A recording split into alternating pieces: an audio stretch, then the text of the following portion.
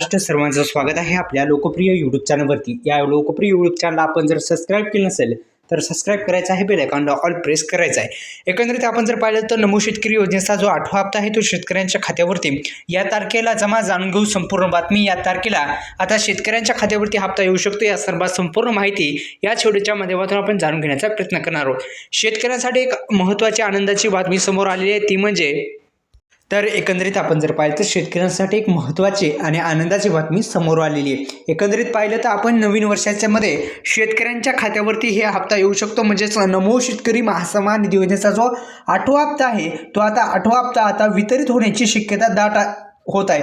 कारण की आता आपण जर पाहिलं तर शेतकऱ्यांसाठी महत्त्वाचं म्हणजे या नमो शेतकरी महासन्मान निधी योजनेच्या माध्यमातून अनेक शेतकरी बांधवांच्या खात्यामध्ये हप्ता मिळत असतो आणि नमो शेतकरी महासन्मान निधी योजनेच्या माध्यमातून आतापर्यंत शेतकऱ्यांच्या खात्यावरती 7वा हप्ता देण्यात आलेला आहे आणि हा 7वा हप्ता शेतकऱ्यांच्या खात्यावरती ज्या शेतकरी बांधवांच्या खात्यावरती आला त्यांना 8वा पण हप्ता मिळेल अशी शक्यता वर्तवली जात आहे। अशा पद्धतीने हप्त्याचं थेट वितरण आता दाट होण्याची शक्यता वर्तवली जात आहे आणि एक महत्त्वाचं म्हणजे शेतकरी बांधवांना या नमो शेतकरी महासन्मान निधी योजनेची ई-के-वाय-सी वगैरे करण्याची गरज नसते। या हप्त्यासाठी ई-के-वाय-सी करण्याची गरज नसते, कारण की नमो शेतकरी योजना ही PM किसान योजनेच्या धर्तीवर सुरू करण्यात आलेली ही महत्त्वाची योजना आहे। या योजनेच्या माध्यमातून 2000 रुपये प्रत्येकी शेतकऱ्यांना भेटत असतात। रब्बी हंगामातील शेतकऱ्यांची पिकाची निगा राखण्यासाठी व इतर शेती खर्चासाठी हा निधी शेतकऱ्यांना अत्यंत मोलाचा ठरणार आहे आणि हा लवकरच निधी म्हणजेच आपल्या नवीन वर्षामध्ये 2026 मध्ये जानेवारी महिन्याच्या पहिल्या आठवड्यामध्ये मिळण्याची दाट शक्यता आहे।